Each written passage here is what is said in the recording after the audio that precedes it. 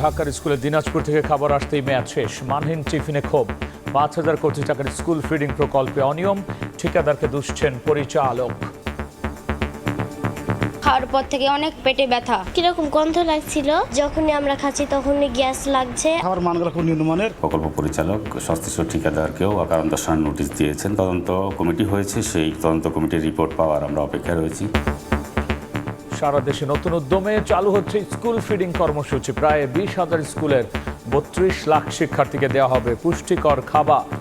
যারা ভেন্ডর দেয় তাদের সাথে আমরা কথা বলি যে এই গ্রেডটা যেন এ গ্রেডের হয়। তো এই ঘাটতিটা আমার মনে হয় খুব বেশি সময় থাকবে না, খুব তাড়াতাড়ি এটি সমস্যার সমাধান হয়ে যাবে।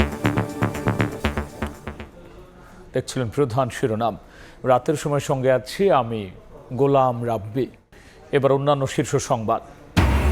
হামা উপসর্গে আরও ৬ শিশুর মৃত্যু। ১০ দিনের মধ্যে পরিস্থিতি নিয়ন্ত্রণের আশা মন্ত্রীর। টিকা নিয়ে তদন্ত। ডক্টর ইউনূস সহ তার উপদেষ্টাদের দেশত্যাগে নিষেধাজ্ঞা চেয়ে রিট।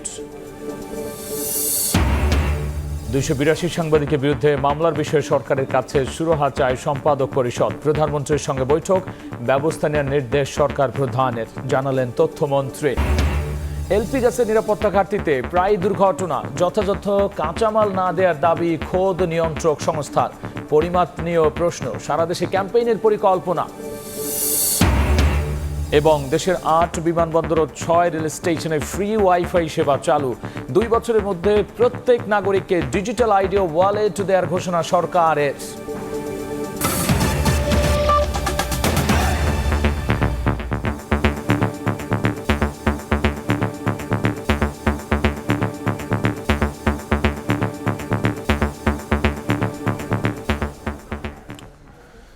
শিশুদের ফ্রি স্কুল ফিডিংয়ের নামে ৫,০০০ কোটি টাকার প্রকল্প যেন অনিয়মের পাহাড়। টিফিনে মেয়াদোত্তীর্ণ পাউরুটি খেয়ে শতাধিক শিক্ষার্থী অসুস্থের ঘটনা তদন্তে বেরিয়ে আসে আরও অনিয়ম। কয়েকশো মাইল দূর থেকে বাসি ও মানহীন খাবার সরবরাহ করে ঠিকাদারি প্রতিষ্ঠান হাতিয়ে নিচ্ছে কোটি কোটি টাকা। এমনকি শিক্ষকদের খাবার বিতরণ শেখানোর নামেই খরচ করা হচ্ছে ৬.৫ কোটি টাকা। রাইদুল ইসলাম শুভ রিপোর্ট। প্রাথমিকে শিক্ষার্থীদের স্কুলমুখী করতে দারিদ্র্যপীড়িত তেরশো উপজেলায় সরকারিভাবে বিনামূল্যে স্কুল ফিডিং কর্মসূচি শুরু হয়। প্রায় ৫,৫০০ কোটি টাকার এই প্রকল্পে ফ্রি মিড ডে মিল শুরুতে ভালো সাড়া ফেলে।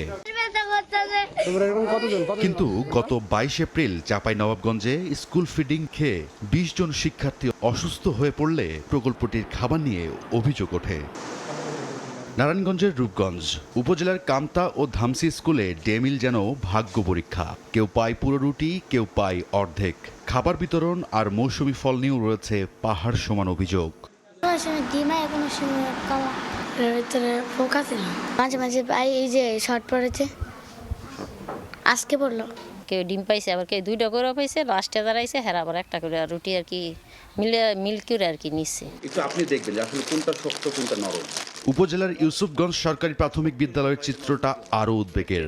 শিক্ষার্থীদের হাতে থাকা দুটি রুটির উৎপাদন তারিখ এক হলেও একটি শক্ত, অন্যটি স্বাভাবিক। একই ডেটে উৎপাদন, কিন্তু দুটার মান মনে হচ্ছে ভিন্ন। দিনাজপুরে উৎপাদনকারী প্রতিষ্ঠান ঢাকায় নিয়ে এসে আবার সেটি স্কুল পর্যায়ে সরবরাহ করছেন। এতে করে অন্ততপক্ষে ৪ দিন সময় লেগে যায়। তাহলে এটি ৭ তারিখে উৎপাদন হয়ে ৭ তারিখেই কিভাবে এই স্কুলে পৌঁছালো? ঢাকা থেকে ময়মনসিংহের সরবরাহের জন্য খাবার তৈরি হচ্ছে ৪০০ কিলোমিটার দূরে দিনাজপুরে। এই দুই বিভাগের ২৬টি উপজেলায় পাউরুটি উৎপাদন থেকে শিক্ষার্থীর হাতে পৌঁছাচ্ছে প্রায় ৩০ থেকে ৫০ ঘন্টা, অর্থাৎ ১.৫ থেকে ২ দিন পর। অনুসন্ধানে দেখা যায় ২০২৫-২৬ অর্থ বছরে ২,১৬১ কোটি টাকা বরাদ্দ থাকলেও সংশ্লিষ্ট দপ্তর বলছে প্রকল্পটি দেরিতে শুরু হওয়ায় অর্থ ছাড় দেওয়া হয় এর অর্ধেক। সেই হিসেবে বাজেটের ১,৯৮০ কোটি টাকার কাজ ভাগ করে নেয় গুটি কয়েক প্রভাবশালী প্রতিষ্ঠান। এর মধ্যে মেসার্স সমতা ট্রেডার্স একাই ঢাকা ও ময়মনসিংহের জন্য ২৪০ কোটি টাকার কাজ পেয়েছে। প্রকল্প পরিচালক অনিয়মের কথা স্বীকার করে ঠিকাদারদের নোটিশ আর মামলা দিয়েই দায় সারছেন। উল্টো আউটসোর্সিংয়ের জন্য টেন্ডার দেওয়া হলেও লোকবল সংকটের অভিযোগ তোলেন তিনি। প্রকল্প বাস্তবায়ন ইউনিট থেকে প্রকল্প পরিচালক সংশ্লিষ্ট ঠিকাদারকেও কারণ দর্শানোর নোটিশ দিয়েছেন, তিনি জবাব দিয়েছেন। সেখানেও একটি তদন্ত কমিটি হয়েছে, সেই তদন্ত কমিটির রিপোর্ট পাওয়ার আমরা অপেক্ষায় রয়েছি। প্রকল্পের বাজেটের নথি বলছে খাবারের পাশাপাশি কোটি কোটি টাকা যাচ্ছে হ্যান্ডওয়াশ, প্রশিক্ষণ, আউটসোর্সিং আর ছাপাখানায়। হ্যান্ডওয়াশ কেনা হবে 58 কোটি টাকার। শুধু তাই নয়, 150টি উপজেলার শিক্ষকদের এই খাবার বিতরণ শেখানোর জন্য প্রশিক্ষণ বাবদ বরাদ্দ দেওয়া হয়েছে প্রায় 6.5 কোটি টাকা। উপজেলা প্রাথমিক শিক্ষা অফিসার এবং উপজেলা সহকারী প্রাথমিক শিক্ষা অফিসার এটা ওনাদেরকে 10টা ব্যাচে ঢাকা নিয়ে এসে কীভাবে এটা বাস্তবায়ন করবে সকল বিষয়ে আমরা ওনাদেরকে নির্দেশনা দিয়েছি। লিকুইড হ্যান্ডওয়াশ, তো সেটা সাপ্লাই করার জন্য আমরা টেন্ডার করেছি।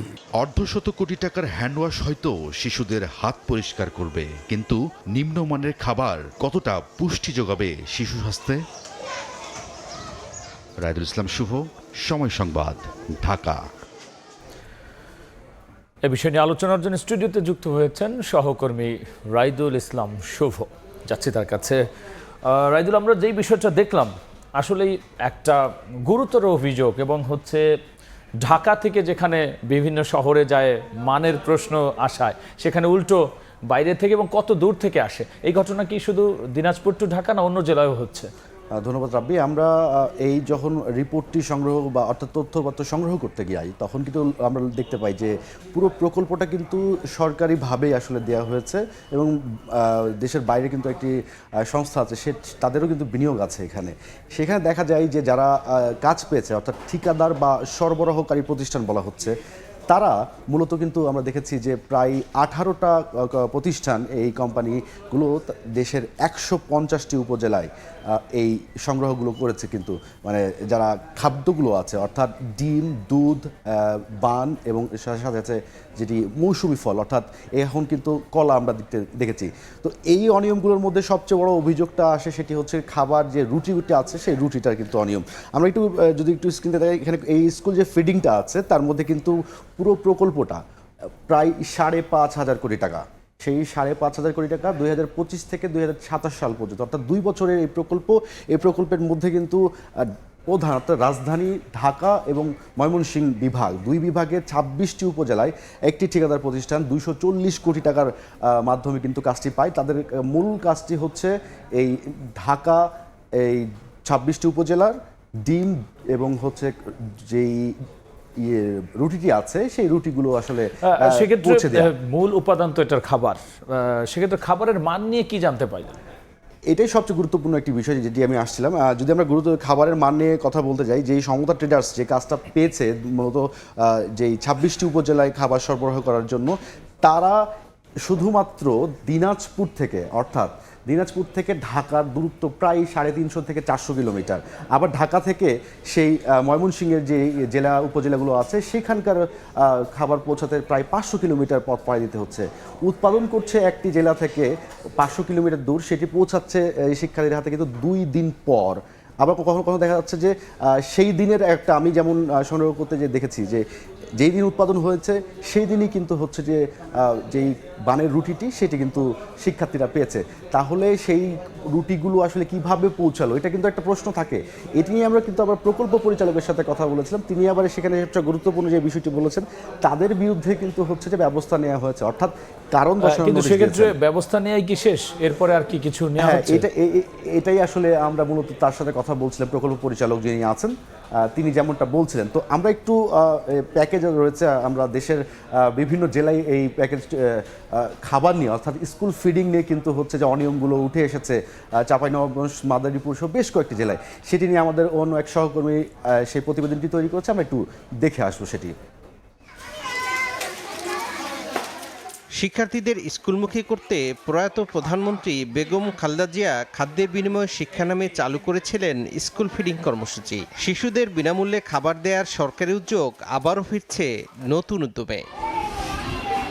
এজন্য ৬২ জেলার ১৫০ শতাধিক উপজেলায় দরিদ্রপীড়িত এলাকায় ১৯,৪১৯টি সরকারি প্রাথমিক বিদ্যালয় বাছাই করেছে সরকার। প্রকল্পের আওতায় ৩১,৩০,০০০ শিশুকে নিয়মিত দেওয়া হবে পুষ্টিকর খাবার, যার মধ্যে রয়েছে বনরুটি, সেদ্ধ ডিম, পাস্তুরিত দুধ, ফোর্টিফাইড বিস্কুট ও মৌসুমি ফল। 1993 সালে বেগম জিয়ার উদ্যোগের সফলতায় একই আদলে 2001 সালে বিশ্ব খাদ্য কর্মসূচির সহায়তায় দেশে প্রথম স্কুল ফিডিং শুরু হয়, যা চলে 2010 সাল পর্যন্ত। 2022 সাল পর্যন্ত দরিদ্রপীড়িত এলাকায় আরও একটি আলাদা স্কুল ফিডিং কর্মসূচি চালু হয়। কিন্তু অন্যান্য কার্যক্রমের মতোই বিএনপির আমলে শুরু হওয়া এই কার্যক্রমকে উপেক্ষা করতে থাকে আওয়ামী লীগ সরকার, যার প্রভাব পড়ে স্কুল ফিডিংয়ে। পুষ্টিকরের পরিবর্তে নিয়মিত দেয়া হয় মানহীন খাবার। সম্প্রতি কয়েকটি স্কুলে এমন খাবার খেয়ে শিক্ষার্থী অসুস্থ হলে সামনে আসে স্কুল ফিডিংয়ের দুরবস্থার চিত্র। পড়তে দিতে আসে তখন অনেক শক্ত হয়েছিল, খাওয়ার পর থেকে অনেক পেটে ব্যথা, কিরকম গন্ধ লাগছিল আর খুব শক্ত ছিল। খাবার মানগুলো খুব নিম্নমানের, বাচ্চাদের খেয়ে পেটে গ্যাস ফর্ম করেছে। শিক্ষার্থী ও অভিভাবকদের অভিযোগের সঙ্গে সুর মেলালেন শিক্ষকরাও। বেশ কিছুদিন থেকেই আমরা নিম্নমানের খাবার পাচ্ছি। মানহীন খাবার খেয়ে শিক্ষার্থী অসুস্থ হওয়ার ঘটনায় তোলপাড় হলে মনিটরিং বাড়ায় শিক্ষা অধিদপ্তর। যারা ভেন্ডর দেয় তাদের সাথে আমরা কথা বলি যে এই গ্রেডটা যেন এ গ্রেডের হয়, যেহেতু আমাদের শিশুদের খাবার এটা। এখন একটু ঘাটতি হচ্ছে, এটা ঠিক। তো এই ঘাটতিটা আমার মনে হয় খুব বেশি সময় থাকবে না, খুব তাড়াতাড়ি এটি সমস্যার সমাধান হয়ে যাবে। এবারের স্কুল ফিডিং প্রকল্পটি সরকারের নিজস্ব অর্থায়ন ও বিশ্বব্যাংকের সহায়তায় বাস্তবায়ন হচ্ছে। তৌফিক মাহমুদ, সময় সংবাদ। যেমনটি দেখছিলাম রাব্বি, এই মুহূর্তে যদি আমি সেক্ষেত্রে যারা আসলে জড়িত তাদের আমরা দেখলাম শোকজ করা হয়েছে, এতে কি সরকারি কর্মকর্তারা জড়িত নাকি ঠিকাদারি প্রতিষ্ঠান বেশি দুর্নাম? আমরা মূলত এই ঘটনায় আমরা যেমনটা দেখতে পেয়েছি যে সরবরাহকারী প্রতিষ্ঠানগুলো রয়েছে, সেই প্রতিষ্ঠানগুলোই কিন্তু এই অনিয়মের সঙ্গে বিশেষ করে জড়িত থেকেছে। কেননা এই দূরত্বের জায়গাটা কিন্তু দেখা গিয়েছে যে তারাই কিন্তু নির্ধারণ করেছে যে সেখান থেকে সংগ্রহ করে বিভিন্ন উপজেলায় পৌঁছে দেবে। তো সেই জায়গা থেকে সরকারি দপ্তর অর্থাৎ প্রাথমিক শিক্ষা ও অধিদপ্তর যেমনটা বলছে যে এই তালিকা অর্থাৎ খাবারের যে দুইটি তালিকা, ডিম এবং যে রুটি, সেই রুটি দুটি কিন্তু পরিবর্তন আনার কথা কিন্তু ভাবছে সরকার, এবং এটি কিন্তু পরিবর্তনও সামনে হয়তো আসতে যাচ্ছে বলে এমনটা আমরা কিন্তু আভাস পেয়েছি যে বিষয়গুলো উঠে এসেছে। তবে যেটির গুরুত্বপূর্ণ বিষয়, এই ঘটনা যখন আলোচিত হলো তখন কিন্তু আমরা দেখেছি যে এই রুটি এবং দুধ, ডিম, বিস্কুট, যে মৌসুমি ফলগুলো রয়েছে এগুলো নিয়েও কিন্তু শিক্ষক, শিক্ষার্থী এবং অভিভাবকরা কিন্তু বেশ ক্ষুব্ধ হয়েছিলেন, এবং এরপরে দেখা যাচ্ছে যে এই ঘটনায় বেশ তোলপাড় সৃষ্টি হয়। আরেকটা কথা আমি একটু যুক্ত করতেই চাই, কেননা এই যে প্রকল্পটি, সেই প্রকল্পটির সবচেয়ে গুরুত্বপূর্ণ একটি বিষয় উঠে এসেছিল, সেটা হচ্ছে যে হাত ধোয়ার জন্য কিন্তু বরাদ্দ রাখা হয়েছিল 58 কোটি টাকা, এবং শুধুমাত্র এই যে সকল খাবারগুলো রয়েছে সেগুলো শিক্ষার্থীদের হাতে পৌঁছে দিতে কিন্তু 6.5 কোটি টাকার যে প্রশিক্ষণ সেটি দেওয়া হয়েছিল। আমরা প্রকল্প পরিচালকের সাথে কথা বলেছিলাম, তিনি যেমনটা বলছিলেন যে এটি আসলে একটি অংশ হিসেবেই রাখা হয়েছে। আসলে খাবার পৌঁছে দিতেও যে একটা বড় অর্থ এবং হাত ধোয়ার জন্য আলাদা বরাদ্দ, এটা কিন্তু একটা বড় একটা অনিয়মের একটা দেখা যাচ্ছে যে এই বিষয় নিয়ে হয়তো পরবর্তীতে আবার আলোচনা হবে। এখন থামাতে হচ্ছে। শুভ, আপনাকে অসংখ্য ধন্যবাদ আলোচনায় যুক্ত হওয়ার জন্য। ধন্যবাদ আপনাকে রাব্বি। স্কুল ফিডিং কার্যক্রম নিয়ে আমরা কথা বলছিলাম, রিপোর্ট দেখছিলাম এবং আলোচনায় যুক্ত হয়েছিলেন সহকর্মী রাইদুল ইসলাম শুভ। এদিকে হামা উপসর্গে প্রাণ গেল আরও 6 শিশু। নতুন করে হাসপাতালে ভর্তি 1500-ও বেশি। শুরুতে টিকা দেয়া 30 উপজেলায় আক্রান্ত শূন্যে নেমেছে দাবি করে স্বাস্থ্যমন্ত্রী বলেছেন আগামী 10 দিনের মধ্যে নিয়ন্ত্রণে আসবে সারা দেশে প্রাদুর্ভাব মোকাবেলায় দেশব্যাপী ভিটামিন এ ক্যাম্পেইন ও স্থানীয় পর্যায়ে ফিল্ড হাসপাতাল প্রতিষ্ঠার পরামর্শ বিশেষজ্ঞদের। দেশে 2 মাসে বিপর্যস্ত অবস্থায় হাম পরিস্থিতি। এই সময়ে মৃত্যু ছাড়িয়েছে 450 আর আক্রান্ত প্রায় 60,000। হাম প্রাদুর্ভাবের মধ্যেই চোখ রাঙাচ্ছে ডেঙ্গু। বিশেষজ্ঞরা বলছেন জনসচেতনতা ও প্রতিরোধী সর্বোত্তম পন্থা। জনসচেতনতা বাড়াতে রোববার জাতীয় প্রেস ক্লাবে এক বৈজ্ঞানিক সেমিনারের আয়োজন করে ডক্টরস অ্যাসোসিয়েশন অব বাংলাদেশ, ড্যাব। সেমিনারে উঠে আসে হাম পরিস্থিতির চিত্র।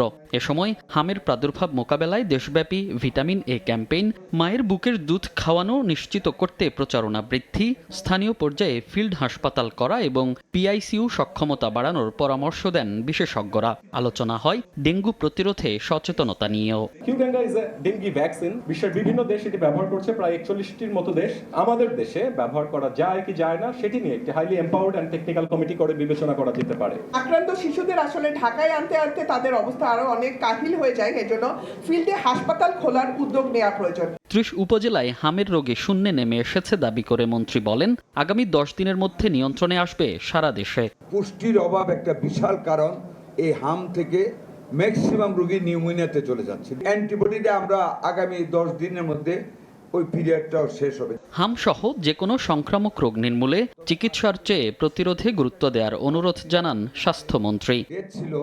মনির হোসাইন, সময় সংবাদ, ঢাকা। এদিকে হামের টিকা কেনা ও টিকাদান কর্মসূচি বন্ধ রাখায় সাবেক প্রধান উপদেষ্টা ডক্টর মোহাম্মদ ইউনূস ও সব উপদেষ্টার দেশ ত্যাগে নিষেধাজ্ঞা চেয়ে রিট করা হয়েছে। অন্তর্বর্তী সরকারের কার্যক্রম তদন্তে কমিশন গঠনের নির্দেশনা চেয়ে রিটের শুনানি শেষ হয়েছে। বৃহস্পতিবার দেওয়া হবে আদেশ। এ সময় যুক্তরাষ্ট্রের সঙ্গে করা চুক্তিগুলো খতিয়ে দেখা হবে বলে মন্তব্য করেন হাইকোর্ট। হাম ও উপসর্গে প্রাণ গেছে 450-র বেশি শিশুর, আক্রান্ত 60,000। এই প্রাদুর্ভাবের জন্য অন্তর্বর্তী সরকারের আমলে টিকা কেনা ও টিকাদান কর্মসূচি বন্ধ রাখার কথা বারবার উঠে আসছে। এই ব্যর্থতার জন্য দায়ী ব্যক্তিদের বিচার সহ ডক্টর মোহাম্মদ ইউনূস ও উপদেষ্টা পরিষদের সব সদস্যের বিরুদ্ধে দেশ ত্যাগে নিষেধাজ্ঞার নির্দেশনা চেয়ে রিট করেছেন এক আইনজীবী। আমাদের প্রতিষ্ঠিত 1979 থেকে যে টিকা দেওয়া হতো হাম বাম যেটা বলা হয়, যারা জাদুঘরে চলে গিয়েছিল, সেইটাকে ওপেন টেন্ডার ব্যবস্থা করেছিল, যে কারণে আজকে আমাদের শত শত শিশু মারা যাচ্ছে। ইনকোয়ারি না হওয়া পর্যন্ত এই প্রত্যেকটা লোক ডক্টর ইউনূস থেকে আরম্ভ করে অ্যাডভাইজাররা যেন দেশ ত্যাগ করতে না পারে। এদিকে ডক্টর ইউনূস সরকারের সব কর্মকাণ্ডের তদন্ত চেয়ে করা রিটের শুনানি শেষ। বৃহস্পতিবার আদেশ দেবেন উচ্চ আদালত। এ সময় হামের টিকার ব্যর্থতা ও যুক্তরাষ্ট্রের সঙ্গে করা চুক্তিগুলো খতিয়ে দেখা হবে বলে মন্তব্য করেন হাইকোর্ট।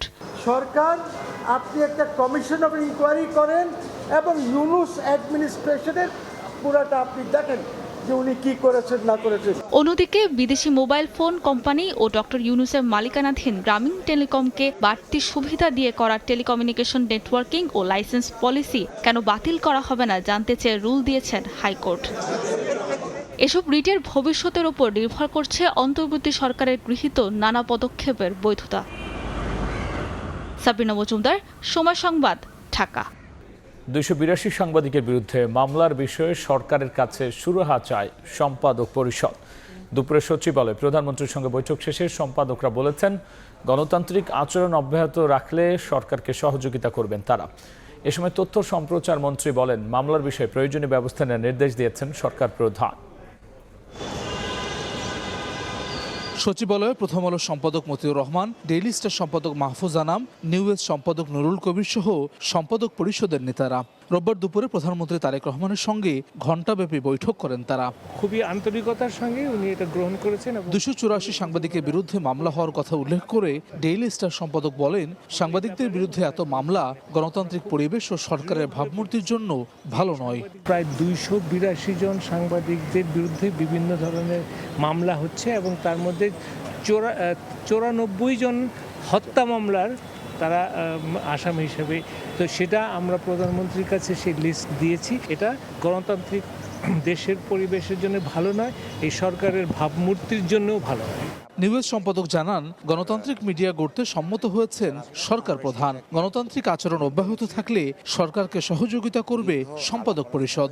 আইন কানুনের মধ্যে যে অগণতান্ত্রিকতার অংশগুলো আছে, অনেকগুলো বিষয়ে যে রিভিউ করা দরকার, সেগুলো তিনি সম্মত হয়েছেন। সরকার যতক্ষণ পর্যন্ত গণতান্ত্রিক আচরণ করবেন ততক্ষণ পর্যন্ত সম্পাদকগণ তাদের সঙ্গে এনগেজ থাকবে, এটা আমরা কথা দিয়েছি। তথ্য ও সম্প্রচার মন্ত্রী জানান, মামলার বিষয়ে প্রয়োজনীয় ব্যবস্থা নিতে নির্দেশনা দিয়েছেন প্রধানমন্ত্রী। সম্পাদক পরিষদের নেতৃবৃন্দ এই বিষয়টি মাননীয় প্রধানমন্ত্রীর কাছে উপস্থাপন করলে মাননীয় প্রধানমন্ত্রী তাদের অনুভূতির সঙ্গে একমত পোষণ করে প্রয়োজনীয় ব্যবস্থা নেওয়ার জন্য আমাকে নির্দেশ দিয়েছেন। গণমাধ্যমে সরকারের হস্তক্ষেপ না থাকায় ধন্যবাদ জানিয়েছে সম্পাদক পরিষদ। হস্তক্ষেপ সরকারের। হাসান ওয়ালি, সময় সংবাদ, ঢাকা। সম্পাদক পরিষদের রাতের সময়ে আরও থাকছে। জুয়ার সাইট চালিয়ে দিনে 2 কোটি টাকা সংগ্রহ, হুন্ডি ও ক্রিপ্টোকারেন্সির মাধ্যমে বিদেশে পাচার। চক্রের 8 সদস্য গ্রেফতার। চলতি মাসেই বন্ধ 116টি সাইট। শাহজালাল সহ দেশের 8 বিমানবন্দর ও 6 রেল স্টেশনে চালু হলো ফ্রি ওয়াইফাই সেবা। সহজে যোগাযোগ ও অনলাইন সেবায় খুশি যাত্রীরা। সরকারের নির্বাচনী ইশতেহারের অংশ হিসেবে সেবা চালুর কথা জানান ডাক ও টেলিযোগাযোগ মন্ত্রী। শাহজালাল আন্তর্জাতিক বিমানবন্দরে মিলছে ফ্রি ওয়াইফাই সেবা। দেশে নেমেই সহজে ইন্টারনেট সংযোগ পাচ্ছেন যাত্রীরা। পরিবার স্বজনদের সঙ্গে যোগাযোগ, অনলাইন সেবা ব্যবহার সবকিছুই হাতের মুঠোয়। এয়ারপোর্টে ঢোকার সাথে সাথে ওয়াইফাইটা অ্যাক্টিভ হয়ে গেছে, পাঠা উবার সব বুক করতে পারছি। এটা থাকলে সবাই সুন্দরভাবে যোগাযোগ করতে পারবে। বিশ্ব টেলিযোগাযোগ দিবসে শাহজালাল আন্তর্জাতিক বিমানবন্দরের ভিআইপি লাউঞ্জে উদ্বোধন করা হলো ফ্রি ওয়াইফাই সেবা। মাননীয় প্রধানমন্ত্রী যে প্রতিশ্রুতি দিয়েছিলেন সে অনুযায়ী কিন্তু আমরা সারা বাংলাদেশে কাজ করে যাচ্ছি। আজকে ফ্রি ওয়াইফাইয়ের মধ্য দিয়ে আরেকটা প্রতিশ্রুতি আমাদের সম্পন্ন হলো। বিমানবন্দরে একসঙ্গে 37,000 যাত্রী এই সুবিধা পাবেন। এজন্য স্থাপন করা হয়েছে 250 অ্যাক্সেস পয়েন্ট। ঢাকা সহ 8টা এয়ারপোর্ট এবং আপনার ট্রেন স্টেশন 6টা ট্রেন স্টেশনে আমরা আজকে উদ্বোধন করলাম। বিমানবন্দরে যাত্রীদের সব ধরনের সুবিধা নিশ্চিত করাই বিমান মন্ত্রণালয়ের মূল লক্ষ্য বলে জানান বেসামরিক বিমান পরিবহন ও পর্যটন মন্ত্রী। যারা যাত্রীরা আসতেছেন, প্রবাসী ভাইরা আমাদের বিদেশ থেকে যারা আসছেন, তাদের সুবিধাটা দেখাই আমাদের এই বিমান মন্ত্রণালয়ের মূল লক্ষ্য। এরই মধ্যে 6টি রেল স্টেশনেও চালু হয়েছে এই সেবা। নূরে জান্নাত, সময় সংবাদ, ঢাকা। গাজীপুরের ঢাকা প্রকৌশল ও প্রযুক্তি বিশ্ববিদ্যালয়ের ডুয়েটে নবনিযুক্ত উপাচার্যের যোগদানকে কেন্দ্র করে রণক্ষেত্রে পরিণত হয়েছে পুরো ক্যাম্পাস। দফায় দফায় দুই পক্ষের সংঘর্ষ উত্তপ্ত হয়ে ওঠে পরিস্থিতি। ইট পাটকেল আর ধাওয়া পাল্টা ধাওয়ার মধ্যে পরিস্থিতি নিয়ন্ত্রণে টিয়ার গ্যাস ছোড়ে পুলিশ। সংঘর্ষে আহত অন্তত 20 জন। রোববার বেলা 11টার দিকে ঢাকা প্রকৌশল ও প্রযুক্তি বিশ্ববিদ্যালয়ের নবনিযুক্ত ভিসির গাড়ি ক্যাম্পাসে ঢোকার সময় মূল ফটক বন্ধ করে দেয় শিক্ষার্থীদের এক অংশ। এ সময় ভিসি সমর্থক শিক্ষার্থীদের সঙ্গে তাদের সংঘর্ষ শুরু হয়। দুই পক্ষের ইটপাটকেল নিক্ষেপ, ধাওয়া পাল্টা ধাওয়ায় পুরো ক্যাম্পাস রণক্ষেত্রে পরিণত হয়। পরিস্থিতি নিয়ন্ত্রণে আনতে টিয়ার গ্যাস ছোড়ে আইনশৃঙ্খলা বাহিনী। যে কোনো ধরনের অপ্রীতিকর পরিস্থিতি এড়াতে ক্যাম্পাসে অতিরিক্ত পুলিশ মোতায়েন করা হয়েছে। 12 জনের অবস্থা আশঙ্কাজনক, তারপরে বেশি খারাপ হলো আপনার 3 জন। সকালবেলা কিছু সমস্যা হয়েছিল, দুপক্ষের মধ্যে আমরা সেটা ব্যবস্থা নিয়েছি। সম্প্রতি শিক্ষা মন্ত্রণালয়ের প্রজ্ঞাপনের মাধ্যমে ডক্টর মোহাম্মদ ইকবালকে ডুয়েটের নতুন উপাচার্য হিসেবে নিয়োগ দেয়া হয়। এরপর থেকেই নতুন ভিসিকে প্রত্যাখ্যান করে ধারাবাহিক কর্মসূচি পালন করে আসছে এক অংশের শিক্ষার্থীরা। সময় সংবাদ, গাজীপুর। জাহাঙ্গীরনগর বিশ্ববিদ্যালয়ে ধর্ষণ চেষ্টা অভিযুক্তকে গ্রেফতারে 72 ঘন্টার আলটিমেটাম দিয়ে আন্দোলন স্থগিত করেছেন শিক্ষার্থীরা। 20 মের মধ্যে দায়িত্ব অবহেলার সঙ্গে জড়িতদের বিরুদ্ধে ব্যবস্থা না নিলে ফের আন্দোলনের হুঁশিয়ারি দিয়েছেন তারা। সন্ধ্যায় প্রশাসনিক ভবনের মূল ফটকে উপাচার্যের সঙ্গে বৈঠক শেষে এই কথা জানিয়েছেন আন্দোলনকারীরা। আর উপাচার্য ডক্টর কামরুল আহসান জানিয়েছেন, অভিযুক্তকে গ্রেফতারের চেষ্টা চালিয়ে যাচ্ছে প্রশাসন। দায়িত্ব অবহেলায় জড়িতদের চিহ্নিত করে বেঁধে দেওয়ার সময়ের মধ্যে প্রতিবেদন দেওয়ার চেষ্টা করবে তদন্ত কমিটি। গত 12 মে রাতে ক্যাম্পাসে এক ছাত্রীকে ধর্ষণের চেষ্টা চালায় অজ্ঞাত এক বহিরাগত।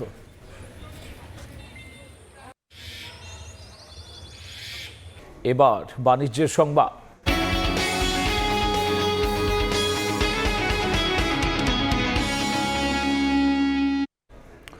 এলপি গ্যাসের নিরাপত্তা ঘাটতিতে প্রায় দুর্ঘটনায় প্রাণ যাচ্ছে মানুষের। সিলিন্ডারে যথাযথ কাঁচামাল না দেওয়ার দাবি খোদ নিয়ন্ত্রক সংস্থার। পরিমাপ নিয়েও রয়েছে প্রশ্ন। নিরাপত্তা ঘাটতি দূর করতে সারা দেশে কমপ্লেন্স ক্যাম্পেইনের পরিকল্পনা করছে বিআরসি। দেশে দিন দিন বাড়ছে এলপি গ্যাসের ব্যবহার। 5 বছরে প্রায় দ্বিগুণ হয়েছে এর বাজার। তবে প্রায়ই দুর্ঘটনায় সিলিন্ডারের নিরাপত্তা নিয়ে বাড়ছে উদ্বেগ। রোববার রাজধানীতে এলপিজি খাতের নিরাপত্তা ও নিয়ন্ত্রণ চ্যালেঞ্জ বিষয়ক সেমিনারে অংশীজনরা বলেন, বিস্ফোরক অধিদপ্তরের দুর্বলতা, নিরাপত্তা ব্যবস্থায় ঘাটতি আর নজরদারির অভাবে প্রতিনিয়ত বাড়ছে দুর্ঘটনার ঝুঁকি। প্রশ্ন ওঠে সিলিন্ডারের গুণগত মান নিয়েও। দেখা যাচ্ছে পুরনো সিলিন্ডার বাজারে সার্কুলেট হচ্ছে, ওই মনিটর দিয়েছে, এরকম বহু সিলিন্ডার লিক হয়ে অ্যাক্সিডেন্ট হচ্ছে। ফুড কোয়ালিটি জিনিসপত্র ইউজ করছি বা কমপ্লায়েন্সগুলো ব্যবহার করছি না, এটার একটা অন্যতম কারণ হচ্ছে আসলে আমরা অ্যাবসেন্স অফ কমপ্লায়েন্স কালচারের যুগে এখন মনে হয় বসবাস করছি, অন্তত এই সেক্টরে। যথাযথ মান ও পরিমাপ মতো ভোক্তারা এলপি গ্যাস পাচ্ছেন কিনা সে প্রশ্ন তোলেন খোদ নিয়ন্ত্রক সংস্থা বিআরসির এক সদস্য। এলপিজির কম্পোজিশন আমরা বিআরসিতে অ্যানাউন্স করেছি যে দিস ইজ অ্যাকচুয়ালি 35-65 হতে হবে প্রোপেন অ্যান্ড বিউটেন। মার্কেটে সেটা সবসময় পাওয়া যায় না। এইটার ব্যাপারে নানা কারণে ইম্পর্টেন্ট। একটা তো হচ্ছে কনজিউমারদের এক্সাক্ট জিনিসটা পাচ্ছেন কিনা, তারা বেনিফিটেড হচ্ছেন কিনা, এনার্জি যতটুকু পাওয়ার কথা, যতটুকু ফুয়েল পাওয়ার কথা। আরেকটা জিনিস কিন্তু সেফটিও। জাতীয় পর্যায়ে কমপ্লেন্স ক্যাম্পেইন ও পরিবহন ব্যবস্থা উন্নয়নে জোর দেন বিআরসি চেয়ারম্যান। আমরা সেফটি নিয়ে অত মাথা ঘামাই না, যেটুকু আমরা মুনাফা নিয়ে ঘামাই। সো এই কালচারটা যেহেতু অনুপস্থিত রয়েছে আমাদের মাঝে, এই কালচার চেঞ্জ না আসলে আমাদের কষ্ট হবে এটাকে ইমপ্রুভ করতে। দুর্ঘটনা এড়াতে দায়িত্বশীল সংস্থাগুলোর নজরদারির পাশাপাশি ভোক্তা সচেতনতায় জোর দেন বক্তারা। উনি একটা প্রসঙ্গ দিয়েছেন। ফারুক ভিয়া, রবিন, সময় সংবাদ, ঢাকা। রাজধানীর মুগদার একটি বাড়ির বেজমেন্ট থেকে পলিথিনে মোড়ানো এক ব্যক্তির 7 টুকরা খণ্ডিত দেহ উদ্ধার করেছে পুলিশ, তবে ঘটনাস্থলে পাওয়া যায়নি মাথা। বিকেলে মুগদার থানা পুলিশ খণ্ডিত সেই দেহ উদ্ধার করে, এরপর ময়নাতদন্তের জন্য ঢাকা মেডিকেল কলেজ মর্গে পাঠায়। প্রচণ্ড গন্ধ পেয়ে প্রত্যক্ষদর্শীরা জানায়, খবর দিলে পুলিশ এসে লাশের খণ্ডিত অংশ উদ্ধার করে। পুলিশ বলছে, নিহতের বাড়ি ব্রাহ্মণবাড়িয়া। সিসিটিভি ফুটেজ বিশ্লেষণ করে হত্যাকারীকে শনাক্তের চেষ্টাও চলছে। 4টি জুয়ার সাইট পরিচালনা করে প্রতিদিন 2 কোটি টাকা পর্যন্ত সংগ্রহ, তারপর ডিজিটাল হুন্ডি ও ক্রিপ্টোকারেন্সির মাধ্যমে বিদেশে পাচার। 4 জেলা থেকে চক্রের 8 জনকে গ্রেফতার করেছে সিআইডি। সংস্থাটির প্রধান জানান, চলতি মাসেই অনলাইন জুয়ার 116টি সাইট, অবৈধ লেনদেনে জড়িত 879টি এমএফএস ও 43টি ব্যাংক হিসাব বন্ধে ব্যবস্থা নেওয়া হয়েছে। নিষিদ্ধ অনলাইন জুয়া চলছে। স্মার্টফোন ও ইন্টারনেট সহজলভ্য হয় ছড়িয়ে পড়েছে সারা দেশে। আসক্ত হয়ে পড়েছেন তরুণ তরুণীরা। সাইবার পেট্রোলিং এর মাধ্যমে বেশ কয়েকটি অনলাইন জুয়ার সাইট শনাক্ত করে তদন্তে নামে CID cyber police centre. Mymensingh, কিশোরগঞ্জে খোঁজ মেলে একটি চক্রের, পরে অভিযান চালিয়ে গ্রেফতার করা হয় 4 জনকে। তাদের তথ্যে নরসিংদী ও ঢাকায় অভিযানে ধরা পড়ে আরও 4 জন। উদ্ধার হয় বিপুল পরিমাণ সিম ও মোবাইল ফোন। রোববার বিকেলে রাজধানীর মালিবাগের সিআইডি সদর দফতরে সংবাদ সম্মেলনে সংস্থার প্রধান জানান, 6 মাস ধরে অনলাইন জুয়া পরিচালনা করে আসছিল চক্রটি। প্রতিদিন সংগ্রহ করত 1,80,00,000 থেকে 2 কোটি টাকা, যার বেশিরভাগই বিদেশে পাচার করেছে চক্রটি। 6 মাসের অধিক সময় ধরে এই সংঘবদ্ধ চক্রটি অনলাইন জুয়ার মাধ্যমে সাধারণ মানুষকে প্রলোভিত এবং প্রতারিত করে প্রতিদিন 1,80,00,000 টাকা থেকে 2 কোটি টাকা পর্যন্ত অবৈধভাবে সংগ্রহ করত এবং পরবর্তীতে এই টাকাটি তারা ডিজিটাল হুন্ডির মাধ্যমে এবং ক্রিপ্টোকারেন্সির ওয়ালেটে ট্রান্সফার করে বিদেশে পাচার করত। শুধু এই চক্র নয়, চলতি মাসে শনাক্ত হয়েছে 116টি জুয়ার সাইট। এসব সাইটে অবৈধ লেনদেনে জড়িত 879টি এমএফএস ও 43টি ব্যাংক হিসাব শনাক্তের পর জব্দে সংশ্লিষ্ট সংস্থাকে চিঠি দিয়েছে সিআইডি। জুয়ার সাথে জড়িত ওয়েবসাইট শনাক্ত করে এটা ডাউন করার জন্য বিটিআরসিতে 116টি ওয়েবসাইট এর সংখ্যা আমরা পাঠিয়েছি। পাশাপাশি অবৈধ লেনদেনের সাথে সংশ্লিষ্ট বিএফআইতে আমরা এমএফএস যে মোবাইল ফিনান্সিয়াল সার্ভিস, এই সংখ্যা আমরা পাঠিয়েছি 879টি। অনলাইন জুয়া ও সংশ্লিষ্ট অবৈধ আর্থিক কার্যক্রম প্রতিরোধে সিআইডির সাইবার মনিটরিং কার্যক্রম নিয়মিত পরিচালিত হচ্ছে। পাচার করা অর্থ ফেরাতে কাজ চলছে বলে জানান সিআইডি প্রধান। পাচার হওয়া অর্থ উদ্ধারে সিআইডি। মাসুদুর রহমান, সময় সংবাদ, ঢাকা। মানবাধিকার কমিশন যেন নখ দন্তহীন না হয় সে বিষয়ে মন্ত্রণালয় কাজ করছে বলে জানিয়েছেন আইন, বিচার ও সংসদ বিষয়ক মন্ত্রী মোহাম্মদ আসাদুজ্জামান। বিকেলে সিডাব মিলনায়তনে এক সভায় তিনি জানান, নতুন আইনে মানবাধিকার কমিশন ও গুম কমিশনের রিপোর্ট নিয়ে পুনর্বিবেচনার সুযোগ থাকবে। আগের আইনে হিউম্যান রাইটস কমিশনের টাইম ফ্রেম যেটা দেওয়া ছিল, আমরা প্রত্যেকটি স্তরে টাইম ফ্রেমটা রেখে দিয়েছি। হিউম্যান রাইটস কমিশনের নতুন লট যেটা, এখানে আমরা একটা রিভিউয়ের বিধান রেখেছি। হিউম্যান রাইটস কমিশন যে কাজ করবেন, এই পিস অফ ডকুমেন্ট আমরা এটাকে অ্যাডমিসিবল এভিডেন্স হিসাবে ডিফাইন করার চেষ্টা করেছি, সো দ্যাট এইটার নখদন্তহীন কোনো প্রতিষ্ঠান না হয়। সৌদি আরবের আকাশে জিলহজ মাসের চাঁদ দেখা গেছে। আগামী 26 মে পবিত্র হজ অনুষ্ঠিত হবে। 27 মে দেশটিতে পবিত্র ঈদুল আজহা উদযাপন করবেন মুসলমানরা। মধ্যপ্রাচ্য ভিত্তিক সংবাদ মাধ্যম গালফ নিউজ জানায়, স্থানীয় সময় রোববার সন্ধ্যায় বিষয়টি নিশ্চিত করেছে দেশটির চাঁদ দেখা কমিটি। এর আগে তিউনিশিয়া প্রথম দেশ হিসেবে আনুষ্ঠানিকভাবে চাঁদ দেখার কথা জানায়। একইভাবে তুরস্ক, সংযুক্ত আরব আমিরাত, মালয়েশিয়া, ইন্দোনেশিয়া সোমবার থেকে জিলহজ মাস শুরুর ঘোষণা দেয়। এই চাঁদ দেখার মাধ্যমেই পবিত্র হজ ও ঈদুল আজহা কবে উদযাপন করা হবে তা নির্ধারণ করা হয়।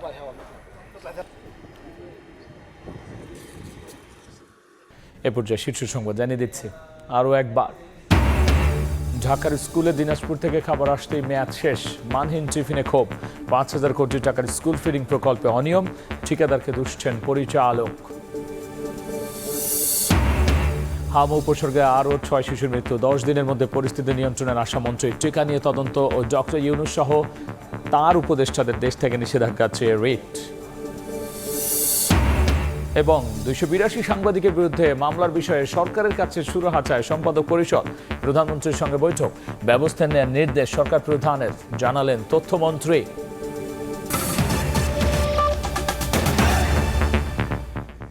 এই ছিল রাতের সময়, এরপর দেখবেন সম্পাদকীয়। সঙ্গেই থাকুন সময়।